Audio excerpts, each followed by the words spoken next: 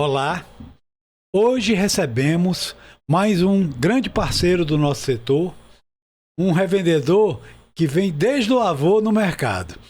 O avô dele se chamava Seu Geraldo Vieira.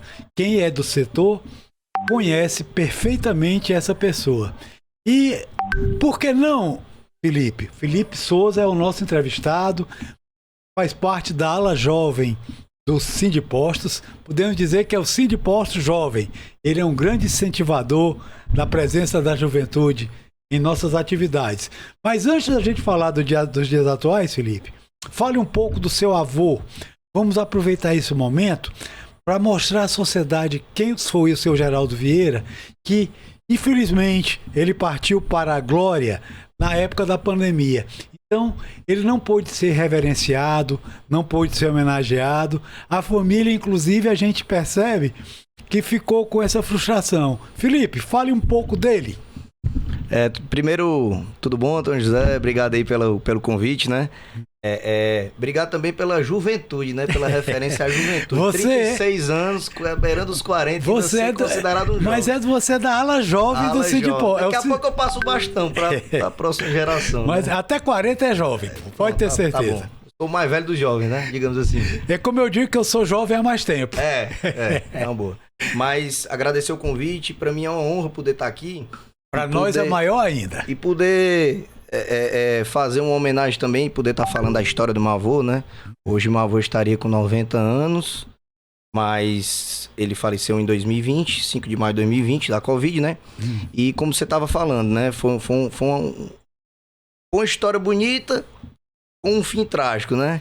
Mas o que a gente pode dizer é que ele viveu bem, né? E assim, o que é uma honra poder falar pra mim, porque desde 2020 eu não pude ainda contar a história dele, assim, público, Pois né? fale, Felipe, conte então, assim, como é que ele entrou no ramo, conta o que o ramo representou pra ele, conta desde o início. Ele tem uma muito vinculada à Petrobras, não é isso? Isso. Conta aí, começa. Até não é nem nada contra as outras companhias, não, mas é porque o vovô tem uma história aí, quase de um casamento aí com a Petrobras, né? É um casamento. É um casamento, né? Então, como foi? Hoje eu tive uma história tão longa que hoje eu tive que sentar com minha vozinha, contei um pouquinho a história aí do vovô. Ela lembrou tudo, então. Lembrou. Não dá nem tempo de contar tudo, né? Não, vamos contar os mais importantes, mas, né? Assim, mais marcantes, não é nem importante, é marcante. O meu avô foi um cara sem estudo, né? Não sabia ler nem escrever. Como ele dizia, eu sou analfabeto, mas não sou analfaburro. Era o lema que ele usava, né? E aí ele, com poucos anos, veio pra Fortaleza. De onde é que ele era? Ele é de Paripoeira. Não é nem cidade. Paripoeira é um distrito de Beberibe. Aqui pertinho. Aqui né? pertinho. Primeira vez que eu ouço falar nesse distrito. É de Beberibe, não é cidade, né? Paripoeira. Deve ter 4 ruas, né? Uma igreja. Rapaz, é pequenininho. Eu só fui Tô brincando, pessoal vezes. De Paripoeira. Paripoeira, Tô brincando. O Felipe tá trazendo vocês pra história, né? Tá aí. Paripoeira. Aí assim, pra não alongar muito a conversa, né? Mas como que começou a história dele com um posto de gasolina? Ali... Década começo de 70, é começo de 70, mais ou menos. Quando foi que a Petrobras chegou aqui? Eu acho que é 72, 73. Pronto. Nessa época ele trabalhava com frete, tinha uns caminhãozinhos. Então ele mexeu com o transporte há muito tempo. Mas aí como foi que ele começou? Quando chegou, acho que na época do Dr. Mota. Petrobras. Chico Mota, que eu penso, conhecido no mercado Chico Mota. Muito amigo do Edson Ventura, que é também revendedor da época. Muito amigo do Paulo Novaes, pai do nosso presidente. Sim. Exatamente, nessa mesma época. Chico Mota, seu pai, pode ir. Aí o meu avô foi chamado para fazer o aterramento. O aterro. Lá da base da Petrobras. Então ele começou lá no Mucuripe. Lá no Mucuripe. Isso aí, sei lá, 70 e pouco, né? Como você tá falando. Pouco. Na primeira da década de 70. Primeira metade da década de 70. Foi quando a Petrobras veio, né? Exatamente. Veio pra cá. Pronto. Até ele falava muito quando o presidente veio aqui na época, Castelo Branco, né? Castelo Branco foi quem criou a Lubinó, que é hoje a refinaria que nós temos, a pequena refinaria que a gente tem lá no Mucuripe, chamada de Lubinó. Era a antiga refinaria do Nordeste. Hoje é Lubinó, porque a refinaria do Nordeste virou lá para Recife, né? Sim. Então ele começou ali com isso, né? Aí, resumindo, depois ele foi chamado, depois que a Petrobras foi crescendo, construindo a base, chamaram ele para fazer o transporte dos funcionários. Aí foi quando ele começou a GVL Transportes. GVL. Que eram as combis que levavam e traziam os funcionários de casa. Ele começou no transporte por aí, né? Então, assim, foi aí que... GVL é Geraldo Vieira Lima. Geraldo Vieira Lima, que é o nome dele, né? É. Ele começou ali com transporte, na base da Petrobras. A Petrobras também foi crescendo, aí ia crescendo um pouquinho a base, aí ele fazia um pouquinho ali do crescimento lá da base, ajudava Mas um pouco posto na ainda construção. não, né? Aí foi que ele começou a também ser chamado para agregar, porque foi um mercado que se iniciou, não tinha, né? Aí o primeiro posto dele que ele teve foi aquele posto em frente à Igrejinha da Abolição. Certo. Primeiro posto dele, ali na Abolição. Aí depois ele teve um posto na Mister Hall. Aí foi quando ele começou a... Sempre Petrobras, né? Foi justamente, como ele tinha um vínculo com a Petrobras, sempre foi caminhado pela Petrobras. E aí teve a oportunidade que ele conhecia já, enfim, o pai do Zé Carlos, antigo... Seu Simão. Simão Gomes Oliveira, outro grande precursor do setor. Pronto, justo. E aí foi quando ele comprou a Cetral Ceará Transportes do seu Simão. Era do seu Simão. Que foi aí quando ele entrou no ramo de transporte de combustível. A Cetral. Cetral Ceará Transportes. Ainda tem esse nome, é? Ainda existe. Existe. E o nome é o mesmo. É o mesmo. E era do seu Simão, então? Ela era do seu Simão. Seu Simão era até Chaco. Até Chaco. Na Mister Hall, não era? Na Mister Hall. Pois pronto. Aí foi quando ele começou e foi onde ele, já no ramo de posto e no ramo de transporte, foi aí que ele foi caminhando nesse ramo, crescendo, né? Entre altos e baixos. Bem, como todo comerciante. Como dizia o Antônio Hermílio de Moraes, que foi um dos maiores empresários que esse país já teve, ele dizia que o empresário que não sabe o caminho de um cartório não é empresário. São os altos e baixos da economia que fazem os verdadeiros empresários. Essa é boa, eu nunca tinha escutado essa. Pois é, Antônio Hermílio de Moraes, empresário que nunca foi a cartório, não sabe o que é empresário. Não é empresário. Então, você está falando uma grande verdade. Todos os empresários têm altos e baixos. E ele passou por isso. Sim. Então... E aí, como é que chega a esse posto aqui, que é o seu posto mais importante? Aí esse que posto, é aqui embaixo do viaduto da Washington Soares, esquina com o Maestro Lisboa. Que vai bater no Beach Park. Pra quem lembra, é o posto da Foquinha. É o posto da Foquinha. Pra quem lembrar, aí é o posto da Foquinha. Hoje é o posto da lavagem, né? Hoje pode ser. Depende do... Da Foquinha. Posto da Foquinha. Quando ainda não tinha um viaduto, era uma rotatória ali. Era. Tinha a Foquinha do Beach Park. Que era como você aprender pra entrar pro Beach Park. Você conseguia entrar pro Beach Park por causa da Foquinha. Exatamente. Aí antigamente não tinha um viaduto, era uma rotatória. E eu me lembro que eu brincava muito com meus filhos. Mais uma Foquinha, a Foquinha tá chegando. Exatamente. Ele era posto de ida do Beach Park e hoje virou volta do Beach Park. Aí dá volta. Aí você chegou lá e hoje você administra o posto lá. Então, a história lá, o vovô comprou lá em 82. É um grande terreno, né?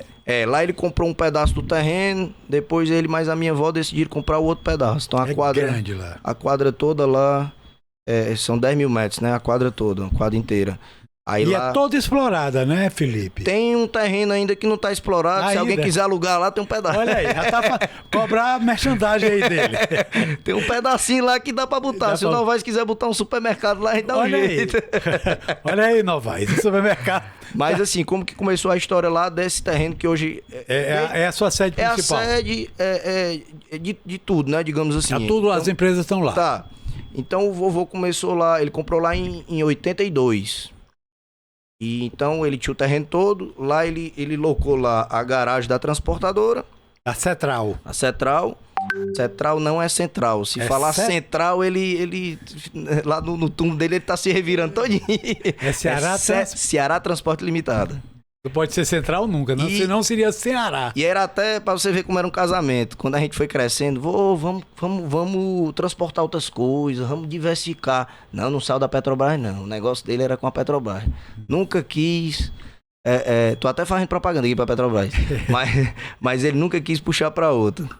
E então, assim, em 82, lá ele começou e a empresa, o posto, Foi, se eu não me engano, na receita é 12 de julho de 82. Que é a abertura desse A abertura aqui. do posto Cambeba, na Washington Soares com Márcio Lisboa. A empresa original, qual era o nome da empresa? Tu lembra não, né? Da empresa do posto, Do posto. Souza Petróleo, até hoje. Até a mesma, né? Até hoje. Até Aí hoje. eu me lembro que ela teve um grande posto na abolição, com inclusive GNV, não é isso? Pronto, é até bom essa história, né? Que é até bom para contar um pouco a reviravolta que está acontecendo no mercado de posto hoje em dia. Sim. A gente teve esse posto, ele já tinha esse terreno. Se eu não me engano, em 97, 98, ele construiu esse posto. Então era um terreno bem especulado, né? Na abolição ali Bom, do Meireles. valoroso. Até hoje é muito valioso. Então, assim, era um terreno muito bom. Ele foi, inclusive, se eu não me engano, o terceiro ou foi quarto posto de GNV em Fortaleza. Ali na abolição. Teve o da Dom Manuel, me lembro. Teve se eu não me engano, os primeiros foi o da Dom Manuel, o da Bezerra. De Bezerra, o Dom Tem Bezerra também, lá no terminal do Dom Tem Bezerra. Aí teve o do Souza, acho que foi da Senador Pompeu, não? Senador Pompeu, mas do Dom Tem Bezerra foi o segundo. Então ele foi o quarto ou foi o quinto? Foi por aí. Ele foi no início, pegou Eu o acho início. que foi o terceiro, viu? Acho que foi o terceiro. Enfim, mas foi um dos começos. Terceiro, quarto ou quinto. Mas ali na região, pegou aquela região ali da Beira-Mar. Era uma época que o GNV tava começando... Bombando, né? Quando criancinha, eu lembro que o final de semana foi o final de semana de graça. E toda vida que um posto abria, ele passava o dia entregando de graça. Era fila em quarteirão. Sim, aí conte a história dele. Então ele é um precursor na área de GNV. Foi também. Digamos que sim. Ele tinha uma paixãozinha pelo GNV também. Então, na realidade, a gente pode dizer que o seu Geraldo foi um pioneiro em várias áreas. Transporte, Petrobras, gás natural. Transportou muito QAV pro aeroporto. Olha aí, outro detalhe. QAV, para quem não sabe, é a chamada querosene de avião ou gasolina de avião. Eles chamam querosene ou gasolina. Ou muita gente no passado chamava de gasolina azul, que os carros usavam. E não foi só aqui não, ele fez Maranhão, fez Piauí, fez Fortaleza, Transporte. Ceará, fez Alagoas, fez muito canto aí. Transporte. Foi. E do aeroporto também, né? Foi aeroporto de São Luís, aeroporto de Teresina, aeroporto de Fortaleza. Então é um pioneiro no setor. E esse é um momento para a gente reverenciar a memória do seu Geraldo. Eu garanto que a sua avó deve estar rindo, assistindo emocionada. Com certeza. Rindo. Ela faz parte dessa história também, né? Sua mãe, sua tia, todas fazem parte da história, né? Então, deve estar todo mundo prestando atenção no que você está dizendo. Então fale mais do seu avô. Até aproveitar esse momento para contar um pouco, até para quem está assistindo, né? Sobre esse posto da abolição, que é muito o que acontece com o mercado hoje. O que acontece? É a especulação imobiliária, né? Muitos postos de gasolina hoje, você tem um posto e hoje você não sabe, assim, você tem que realmente saber fazer a conta, que eu acho que muito... Muito dono de posto, acho que você tem um terreno. Normalmente os postos de gasolina são numa localização super privilegiada, são esquinas. O valor do terreno é maior do que o que você ganha no posto. Exatamente. Então hoje você já vem em Fortaleza, se você pegar São Paulo, Rio, já acontece muito mais à frente do que a gente. Mas hoje aqui você vê, por exemplo, esquinas deixando de ser posto de gasolina para virar uma Drogazil, uma Pague Menos. Só de cabeça aqui eu já lembro de umas 3, 4. E eu vou lhe dizer, 2 na beira-mar, tanto o do seu avô, quanto lá na esquina mais na frente, 2 postos que eram muito valiosos como postos, que valorizaram mais ainda, se transformando em prédios. Exato. Então, economicamente, para a cidade, gerou muito mais IPTU, gerou muito mais fluxo do que os postos de gasolina. Exatamente. Por quê? Porque o próprio mercado desvaloriza o negócio, né? Exatamente. Foi o que aconteceu com esse nosso posto da abolição, né? Não valia a pena, né? Era um terreno muito bom, muito bem localizado, e toda semana o construtor vinha bater na porta. Bater na porta e toda hora vinha, e você via que quando você botava no papel, via quanto é que tava dando posto. Quando dava alguma coisa, né? Quando dava. Que a gente sabe que dos 12 meses nem sempre é azul. É verdade. Depende do posto, logicamente. Mas acabou que a gente resolveu vender lá, assim, pela especulação imobiliária, foi um negócio que acabou... Mas eu tenho uma lembrança muito boa que eu vou te perguntar. O gerente daquele posto, se não me engano, ele está com você. Trabalha com a gente então, até hoje. O seu Geraldo e sua família valoriza o pessoal. Com certeza. Um caba desse vem desde quanto com a família, hein? O seu Adail já tem aí vou nem dizer a idade que eu acho, não, para não errar. Mas ele trabalha com a gente, Ele até, inclusive, participou, não sei se você lembra, esse posto chegou a pegar fogo, um probleminha lá do gás, Eu estive lá na hora. Eu estive lá na hora. Com meia hora eu estava lá no posto desse dia do incêndio. E ele foi um dos grandes pessoas que fez com que ficasse controlada a situação, não houvesse tumulto, sem vítima, não foi? Foi, graças a Deus não teve vítima. São situações como essa que mostram como o posto de gasolina é seguro. Porque mesmo com a explosão, nada de vítima e foi um ponto positivo. Foi rapidamente resolvido, foi tudo... Então, a gente está aqui rememorando histórias que o Posto Cast traz isso. Nós começamos falando do seu Geraldo, estamos falando de incêndio e vamos continuar. Agora, fale um pouco do mercado atual. Mercado atual, né? Bom, eu tô no mercado, vamos dizer assim, há uns 10, 12, 14 anos por aí. Tá com 100 anos de história. Sou novo. Tem uma história, tem uma bagagem por trás de família, né? Mas conte, o que é que você sente desses seus 10 anos de história? Rapaz, o mercado muda e é rápido. Se você não se adequar hoje em dia... O mercado, e não é só posto de gasolina, todo o mercado hoje, né? E não fizer conta, hein? Se não... Ai, rapaz, não diga isso não. Acho que tem muita gente que não olha o relatório nem do dia a dia, do lucro bruto, meu amigo, hoje então o negócio você tem dificuldade, então, para manter o seu capital de giro? Rapaz, o posto hoje, o que acontece? O posto hoje, ele precisa de um capital de giro empregado muito alto. Então, você tem que saber fazer conta. Você tem que ver quanto é que vale o seu imóvel. Se você pagar aluguel também, né? Você paga um aluguel alto num valor, num local privilegiado. Então você tem, para você ter um retorno, você tem que fazer a contazinha na ponta do lápis. Tem muita gente que não sabe que o valor do seu imóvel e esquece de computar. Exatamente. Porque tem gente que eu acho que bota um negócio só para dar tem muita gente que eu já ouvi falar que tem um postinho. Postinho. E eu acho muito complicado, bem cearense, né? Você tem um negócio de você chamar de pequeno. Enquanto você, como empresário de qualquer segmento, você olhar para o seu negócio e dizer que seu negócio é pequeno, sem querer crescer, você não pode desvalorizar o seu negócio, não pode. Eu acho que você não pode, eu tenho uma padariazinha. Não, você não tem uma padaria. Você pode até ter uma padariazinha. Mas é uma padaria. Mas vamos trabalhar para que ela vire uma padaria zona, né? Vamos trabalhar. Mas conte então o teu negócio, o que é que você agregou lá? Eu sei que a gente passa lá, tem várias lojas, tem uma lavagem sempre lotada. Conta esses detalhes.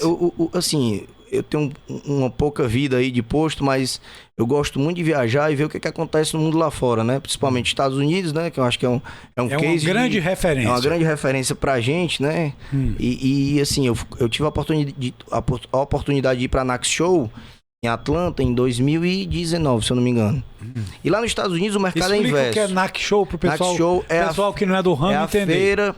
que lá nos Estados Unidos é a maior feira de conveniência do mundo. Porque lá nos Estados Unidos o mercado ele é inverso. A gasolina é um produto vendido a mais como loja de conveniência. Deixa eu te contar um dado que eu li numa revista dessas empresas multinacionais de petróleo, que o posto de gasolina no Brasil, 94% da venda é combustível. Nos Estados Unidos é 48%. Então, a loja é que é o forte. 52% está na loja, na troca de óleo. E aqui ainda é a gasolina e o combustível. Então, fale da NAC que eu cortei, né? Então, assim, o que eu posso ver assim, um pouco lá do mercado americano, o pouco que eu vi, né? Digamos assim, né? Então eu vi que lá é muito mais explorado, é o mix, né? Você não é só um posto. Aqui tem muito posto que é só o posto. Você tem duas bombas. Só tem a gasolina. Duas bombas. Realmente é um negócio, digamos, fácil de administrar em relação a estoque. Você tem poucos produtos. Você tem hoje com a tecnologia um controle de estoque muito fácil. Agora, quando você vai pro lado da conveniência de diversificar o seu mix, aí dá um trabalhozinho maior, né? Muito. Mas aí é onde você tem uma oportunidade de trabalhar com... Você pode, dentro de uma conveniência, você ter um bar, um restaurante, uma padaria, tudo numa coisa só. É verdade. Lá na nossa loja, eu vendo loja almoço. Bem frequentada. Eu percebo ali que você... Então, eu acho que hoje você tem que tentar atrair todos os públicos. Até um exemplo que eu posso dar aqui, né? Eu tento sempre puxar a orelha assim de alguns amigos meus, que tem muito posto de gasolina que você entra, e ele ainda é aquela mentalidade de antigamente. Você entra no banho, a gente costuma dizer que você conhece o local pelo banheiro. Verdade. E eu acho que nenhum dono de posto, ou poucos, digamos assim, investe no banheiro do posto. E você chega no posto, é um banheiro sujo, aí você já não atrai o público feminino. Você já não atrai o público feminino, porque o público feminino, principalmente, não que homem não goste, mas já tá acostumado com aqueles vasinhos aí, peba. Mas a mulher não se acostuma. A mulher não se acostuma. Então você chega, é um banheiro sujo. Entendeu?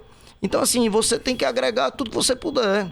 Então isso é muito bacana esse seu pensamento. A gente percebe que você, indo no seu posto, tem uma loja de conveniência, inclusive você está reformando, você está ajeitando, né? Eu não paro não. Além disso, além da loja de conveniência, ele tem essa super lavagem e várias lojas alugadas que a gente percebe que leva fluxo para o posto, além de trazer receita. Porque você, além da sua receita própria, você tem os aluguéis, não é verdade? Você tem loja de celular, né? Lá, é uma boa agregar. Eu acho que o posto a gente tem que ter muito cuidado para também não encher de loja, porque mata o estacionamento, Deixa eu te dizer, tem um tipo de negócio que você não pode ter jamais no seu posto. Sabe o que é? O quê? Salão de cabeleireiro. Não pode ter? Não, porque uma mulher passa 5, 6 horas lá parada, acabou a vaga. Tem um posto aqui em Fortaleza que tem um salão. Ele toma logo umas 10 vagas de 5 horas cada um. Não, lá tem uma barbearia. Mas barbearia o homem é mais rápido. Lá tem uma barbearia, tem uma loja de celular, tem uma loja de rastreamento.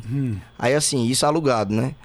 Então assim... E o próprio você tem a conveniência. A gente tem a conveniência, tem a lavagem, troca de óleo. E o posto, tem gasolina, pode. Assim, a gente tenta ao máximo ser um posto completo. Só não tem GNV ainda. Ainda, né? Porque quem sabe... você só teve quando nesse que vocês entraram. A gente teve em outros postos. Já, né? Teve em outros postos. E quais são as tuas perspectivas de futuro, Felipe? Como é que você vê o setor? O que é que você vê o carro elétrico? O carro elétrico é a realidade que chegou para ficar. Agora, até que ponto a gente não sabe, né? É um custo muito alto hoje. É um ponto de interrogação aí para a revenda e para o consumidor também, né? Eu tenho uma pesquisa da ExxonMobil, que é a maior empresa de petróleo do mundo. Ela diz que até 2080 o petróleo continuará sendo a principal fonte energética do mundo. E eu acredito nisso, Antônio José. Eu acredito nisso. Inclusive nessa própria Nax que eu fui em Atlanta em 2019, você viu isso, né? Eu vi uma palestra lá que fizeram esse mesmo questionamento para o palestrante, que eu não vou lembrar aqui o nome, e ele falou a seguinte coisa: o americano ele é muito direto, né? Ele disse logo assim: existe mercado para todo mundo. Então eu acredito que existe mercado. Eu acho que nós vamos ter os 3 carros: o elétrico, o híbrido e a combustão. Sim. Vai continuar. Então eu acredito aí que ainda tem é uma caminhada longa, como muita gente chega para mim para dizer: o posto de gasolina não tem futuro. Eu particularmente não acredito nisso a curto prazo, mas o carro elétrico já é uma realidade, né? O americano define bem o posto de gasolina. Aqui a gente chama posto de gasolina, restringe muito. O americano diz que é uma estação de negócios. Exato. É o gas station. Então ele, na realidade, a gente não tem que chamar posto só de gasolina, é de várias coisas. E no bairro, qualquer bairro que você vá, tem sempre o posto de gasolina como referência. Como referência. Então o pessoal diz: aquele posto embaixo do viaduto, como eu tô. A gente sempre fala: posto de fulano tal, que é em tal bairro. Então, você deve aproveitar ao máximo, e eu percebo que vocês, lá eu incluo a sua família, estão visualizando isso. O seu posto funciona como um local de vários negócios. Então você, na realidade, não é um posto de gasolina, é um posto de negócios. Então, eu pergunto, e aí, você vê o futuro como? Eu acredito que o futuro do posto é cada vez mais você ter mais valor agregado, em mais negócio, e não focar só na gasolina, no trivial ali, que é gasolina, álcool e diesel. Eu acho que é cada vez mais você poder agregar... E diluir o percentual desses produtos, você com outro, aumentando a sua venda, mas com outros negócios. Sim. Hoje você vê posto aí que tem tudo que você imaginar. Tem posto que faz alinhamento, balanceamento, vende pneu, tem barbearia, tem salão, tem loja de celular, tem tudo que você imagina. O presidente da República passado chamava o seu ministro da Fazenda o meu posto Ipiranga. Posto Ipiranga. Porque resolvia tudo. Então a ideia é essa. Eu acho que no caso, o posto Petrobras é que está resolvendo tudo. Não vamos puxar o saco de nenhuma companhia, não. Mas aí, e a sua perspectiva de futuro, a sua do seu negócio? Eu acredito que o negócio, ele tem... Algumas pessoas têm amadurecido... É porque a gente trabalha com pessoas, né? O negócio, ele é gerido por pessoas, né? Exatamente. Então, assim, a revenda tem amadurecido muito e eu acho que... Mas precisa sempre amadurecer mais, né? Pois é, deixa eu te fazer uma pergunta, não queira puxar o saco. mas como é que você vê o Sindipostos? Nem puxar o saco, nem também falar mal, viu? Falar mal não tem como não. Senão eu sou expulso daqui. O que é que representa, o que é que representa o Sindipostos para revenda? Rapaz, eu vou dar uma puxadinha de saco agora, mas é uma realidade. E isso você vai saber o que eu tô falando. Tem acho que menos de um ano pra cá, eu passei a frequentar as reuniões toda segunda-feira. Né? E é difícil eu faltar.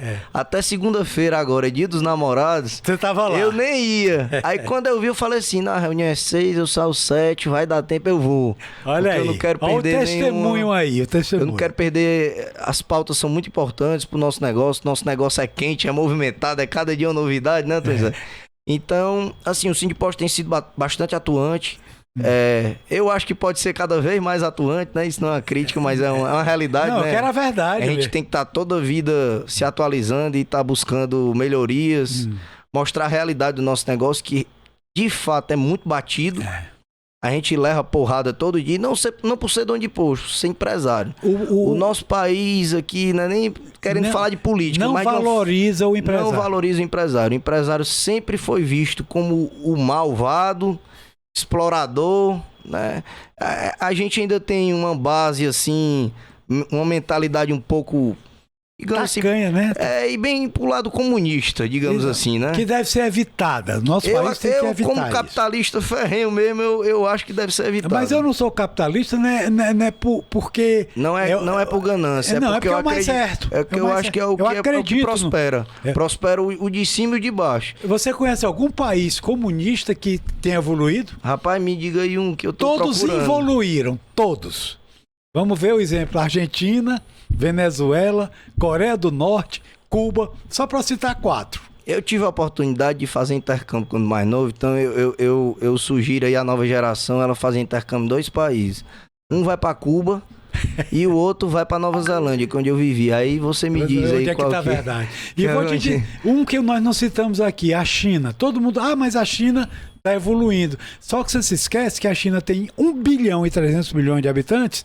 Desse 1 bilhão e 300, 300 milhões vivem num semicapitalismo e prosperam. 1 bilhão mora na lama, mora na miséria. E a China é um comunismo debaixo do tapete, exato, né? Porque na verdade ele é um capitalismo de Estado lá. E 1 bilhão está na miséria. O capitalismo só funciona para esses 300 milhões. Quando vai para turista, para um hotelzinho de 5 estrelas, é bom, que você só vê carrão. Exatamente. Acha que a China está prosperando, que é uma beleza.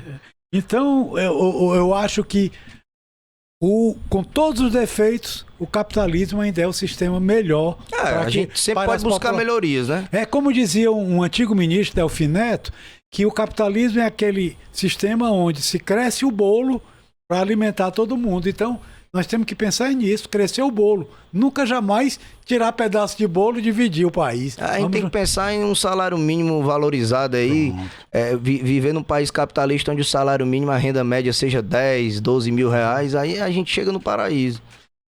Mas aí, já estamos falando muito, viu, Felipe? Eu acho que já tá com muito tempo. Eu gostaria você que manda. Você terminasse dando uma mensagem para o revendedor e para a população de um dono de posto de gasolina. O que é que o revendedor fala para o revendedor e o que você fala para o nosso cliente? Rapaz, primeiro para falar para a revenda, eu posso falar para mim também, né? Porque eu ainda tenho muito que aprender, né? Eu não aprendi muito ainda, assim, aprendi muito, mas ainda tenho muito que aprender. Então, assim, para a revenda é que a gente amadureça mais no nosso negócio, saber aprender mais, até ter uma comunhão entre os amigos para saber olhar para o outro e falar assim, cara, o que é que tu tá fazendo que tá dando certo, escutar, ouvir a revenda também, porque cada negócio também tem suas diferenças, né? Não ter nenhuma mágoa, né, por nada do passado, né, porque às vezes algum revendedor fica com raiva um do outro, porque, rapaz, se você estiver ganhando dinheiro e o cara lá do outro lado da cidade estiver ganhando dinheiro, problema tá bom. Então, assim, pra revenda aí a gente amadurecer cada vez. Eu preciso aprender mais com vocês, viu? Aí vocês me ensinam, que aí a gente aprende junto. E pro nosso cliente, a mensagem pro nosso cliente. Pros maus clientes? Para os nossos clientes. Não tem mau cliente. Não, cliente é sempre bom. Cliente é sempre bom. Os nossos clientes. Rapaz, pros nossos clientes, assim, a gente Falar para a sociedade, né? Nem para a sociedade. Meus clientes, para a sociedade, de uma maneira geral. É que, assim, escute mais o lado do empresário também. Que empresário, meu amigo, se você conhece algum empresário que durma direito toda noite, é difícil. Então, o empresário é batido muito. Mas agora eu acho assim, o empresário, ele também... Eu, por exemplo, eu penso muito no lado social também. Olha aí. Eu escuto muitos donos de posto que ele pensa muito nos seus funcionários. Tem uns não, realmente como todo negócio. Tem mau empregado, tem mau patrão. Tem mau patrão. Tem gente que só pensa no seu lado. Mas tem muita gente boa aí no mercado que pensa, que paga benefício para funcionário, que muitas vezes nem é obrigado. Paga, gosta de pagar comissão. Então, assim, tem o lado social também e o lado da importância do segmento, que a gente atende também os bens necessários, né? É verdade. Muito posto de gasolina trabalha dias, feriado, domingo, por uma pura necessidade. Na realidade, ele é um servidor da comunidade. É um servidor. Aí você pegar e poder atender uma ambulância que vai poder... 3 horas da manhã. Você atende. Que vai poder resgatar alguém ali que está com necessidade, né? Então, enfim, falar para a sociedade que a gente é muito batido, né? A gente vê no Instagram aí quando comenta, vai ter aumento, vai ter baixa. Ninguém bate no governo, só bate no dono de posto, que é o elo final da cadeia. E o menor. Ninguém bate na distribuidora, a gente falou tanto da distribuidora, vamos falar da distribuidora agora, né? Ninguém bate na distribuidora. Não bate nos impostos. Ninguém bate nos impostos, que compõem aí, sei lá, 50% aí do valor. E a gente acaba sendo muito batido, né? Então a mensagem para você, para o cliente entendê-lo? Para o cliente entender, e assim, a gente está do lado da população, a gente não está contra, pode ter certeza disso. Pronto, ele disse a frase, terminou com a frase mais importante: estamos do lado da população. Estamos do lado da população, com toda certeza. A gente é consumidor de gasolina e consumidor de outros bens também, tá? A gente entende todo tipo de negócio. Eu vou, só para te dizer uma frase, para depois você terminar, eu gosto sempre de dizer que o pequeno empresário e o empregado é a mesma coisa, com uma única diferença. O empregado sabe que no fim do mês tem um salário dele. Já o empresário tem que esperar o que sobra. Exatamente. Então, essa é a mensagem bacana. Gostei do que você falou, Felipe. E mais uma lembrança do seu avô, que foi empresário a vida toda, que deve ser reverenciado, o seu Geraldo. E o Felipe honrou o avô. Eu espero honrar cada vez mais, né? Tem até tatuado aqui o nome do meu avô, que é um segundo pai para mim. Eu agradeço demais, Antônio Zé, aí a presença, né? Poder aqui estar honrando não só o nome do meu avô, o nome da minha família, né? Eu sou a terceira geração, né? Tem a segunda, tem a primeira, que é meu avô. E que vem a quarta, a quinta, né? Se Deus quiser. Amém. Valeu. Obrigado, Antônio Zé. Um abraço. Um abraço, tudo de bom. Tchau.